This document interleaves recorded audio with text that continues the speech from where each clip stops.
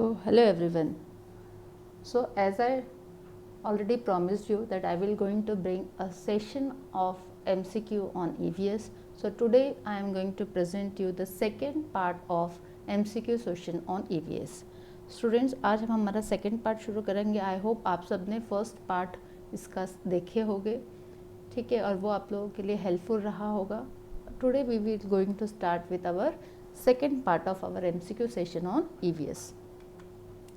So without wasting much time, now we see our first question. Question number 1. The most stable ecosystem is. There are 4 options over here. आपको बताना है कौन सा option आपको सही लग रहा है. The most stable ecosystem is ocean, forest, desert और mountain. इन चारों में से सबसे स्टेबल इकोसिस्टम कौन सा है? और आप लोगों को जो आंसर है अपना नोट करके रखिएगा. टोटल 15 क्वेश्चन है इस सेशन में. एंड ऑफ द सेशन आप मुझे ज़रूर कमेंट करके बताइएगा कि 15 क्वेश्चन में से आपके कितने क्वेश्चन सही हैं.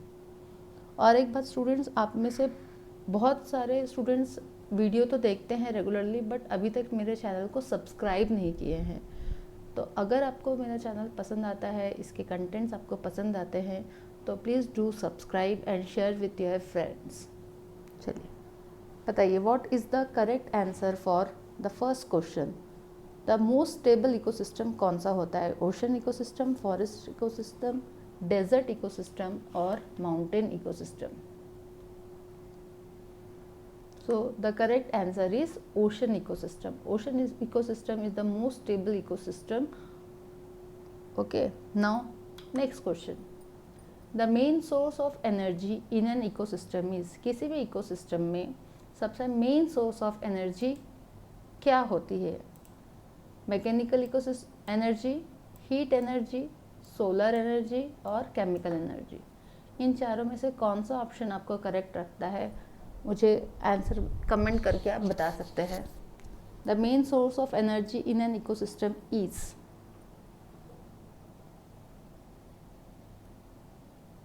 किसी भी इकोसिस्टम में मेन सोर्स ऑफ एनर्जी क्या होती है? Yes, the correct answer is C, solar energy. ठीक है, solar energy is one of the main source of energy for any type of ecosystem. Next, our third question is. An ecosystem consists of what? Producers and consumers, producers, consumers, decomposers and abiotic environment, producers and decomposers, or consumers and decomposers. An ecosystem consists of. इनमें से कौन सा सही answer लग रहा है आपको? Producers and consumers, producers, decomposers, producers and consumers and decomposers, या producers, consumers, decomposers and abiotic environment.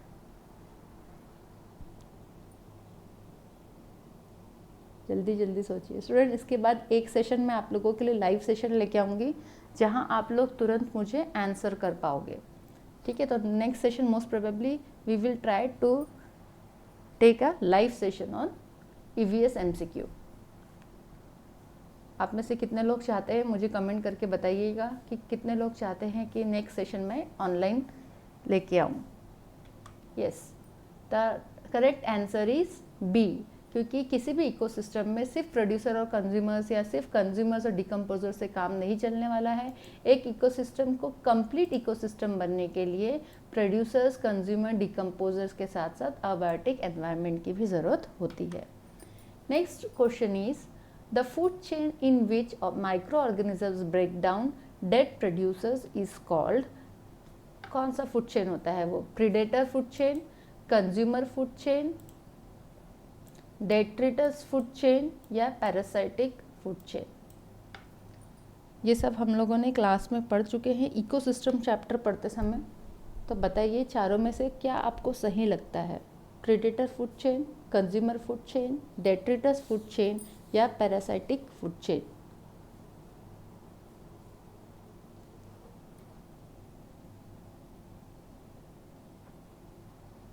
Yes, the correct answer is C, that is detritus food chain. Next question is, which one of the following is an abiotic component of ecosystem? इनमें से कौन सा part है abiotic component of ecosystem का? Plants, bacteria, fungi और humus? Students direct answer पे skip नहीं करना है, पहले कोशिश करना है खुद से कि आपको कितने क्वेश्चन के आंसर्स आ रहे हैं। जब आप एकदम थक जाओ कि हाँ हमको आंसर नहीं आ रहा है, तो ही आंसर्स के तरफ फॉरवर्ड होना है, मूव होना है। Yes, the correct answer is D, that is humus. Next question is ecosystem consists of what? Biotic components, biotic and abiotic both, biotic components या none of the above? क्या ecosystem सिर्फ biotic component consist करता है, सिर्फ abiotic करता है, दोनों करता है, या इनमें से कोई भी नहीं? Which is the correct answer for this question?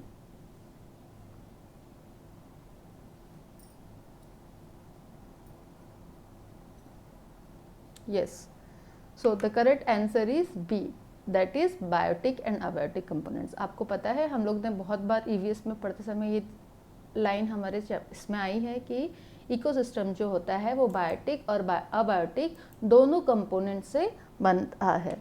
Next is the interdependence of the living organism among themselves and with the environment is called. इसे क्या कहते हैं? Ecosystem, ecology, chemistry, biology.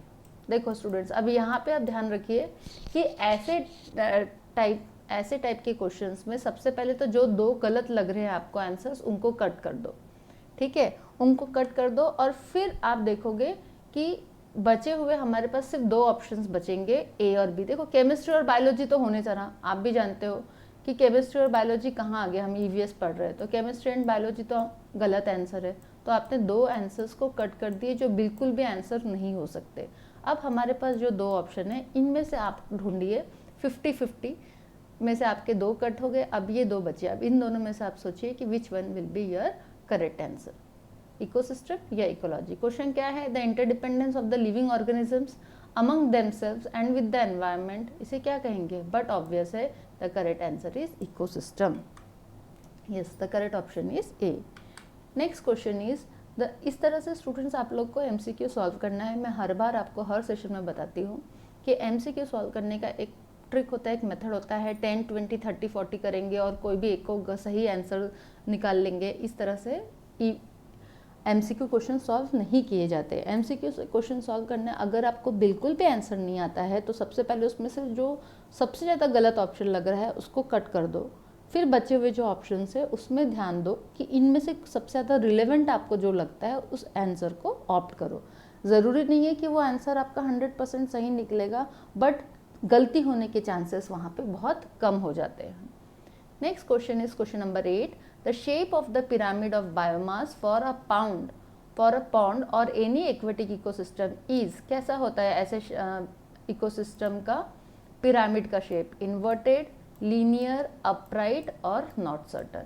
अब देखो नॉट सर्टन तो होगा नहीं, अगेन इसमें आप काट दोगे। अब बचेगा इन्वर्टेड, लीनियर और अपराइट। सोचिए क्या लगता है what will be the correct answer? जैसे एक ऑप्शन दो ऑप्शन कट जाता है अगर, तो आपके पास सोचने के लिए टाइम ज़्यादा मिल जाता है और आंसर उसमें से निकालना ज़्यादा सिंपल हो जाता है। Yes, the correct answer is A, that is inverted. Biomass for a pond or any aquatic ecosystem का पिरामिड का शेप होता है inverted. Next question is the geographical representation of the interrelation of the producer and consumers in an ecosystem is termed as। क्या कहा जाता है इसे? Geographical representation of the interrelation of the producer and the consumer in an ecosystem is termed as food web, trophic levels, ecological niche और ecological pyramid। यहाँ पे आप क्या कर रहे हो? एक ग्राफिकल रिप्रेजेंटेशन कर रहे हो किसके बीच में? प्रोड्यूसर और कंज्यूमर के बीच में किसी भी इकोसिस्टम में। उसे आप क्या कहोगे?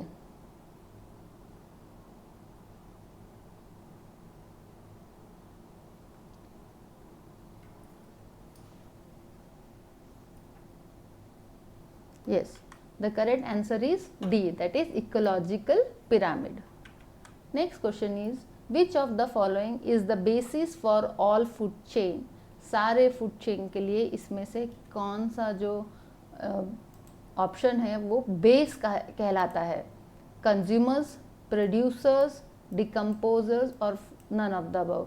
जो आपका फूड चेन होता है, जो आपका फूड चेन होता है, तो वो जो फूड चेन है वो कहाँ से शुरू होता है, ये उसमें पूछा गया है। तो फर्स्ट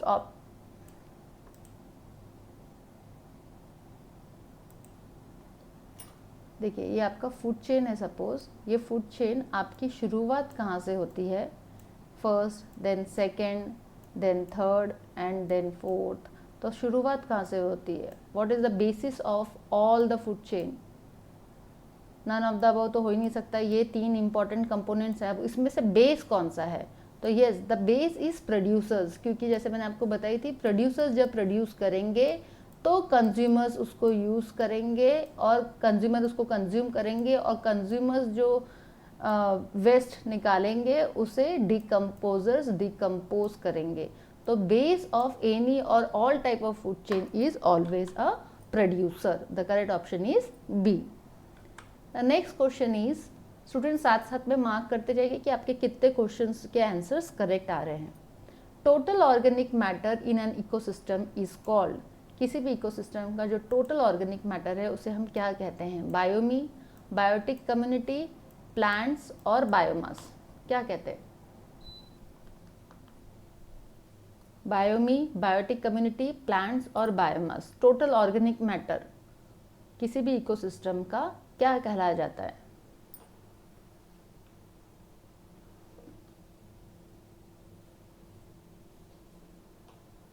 सोचिए क्या होगा correct answer? Yes, the correct answer is D, that is biomass. Next question is, which of the following gases is not harmful as a component of the atmosphere? Atmosphere के कंपोनेंट होते हुए इसमें से कौन सी गैसेस ऐसी है which is not an harmful gas? Carbon dioxide, hydrogen, nitrogen, water vapours.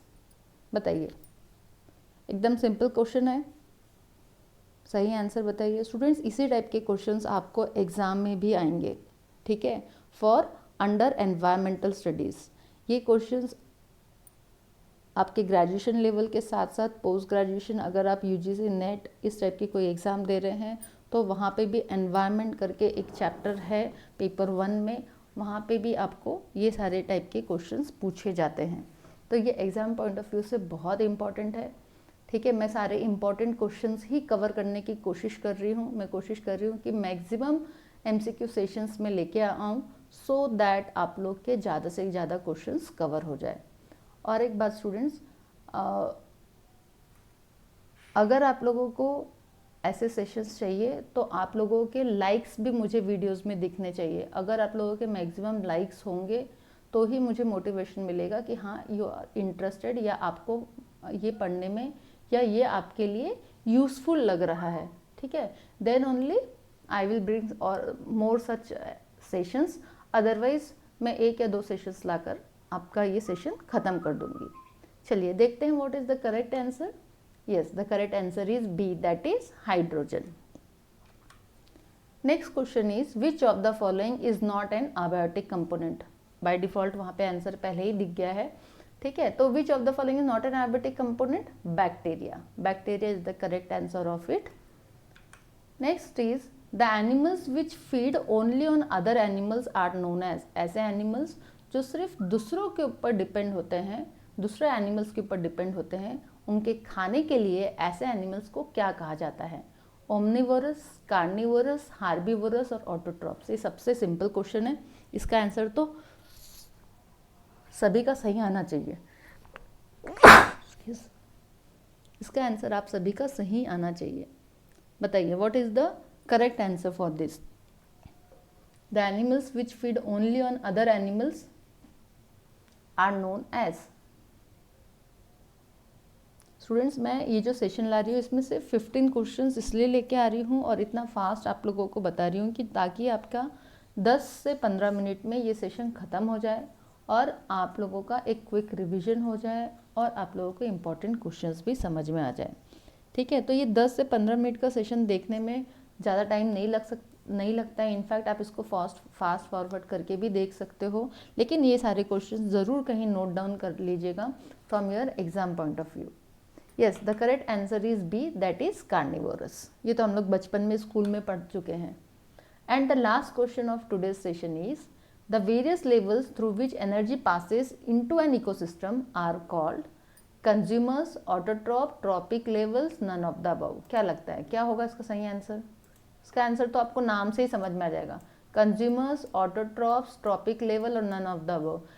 Various levels through which the energy passes into an ecosystem are called as. Consumers हो सकता है क्या, ऑटोट्रॉप्स होगा, ट्रॉपिक लेवल्स होगा, या इनमें से कोई भी नहीं?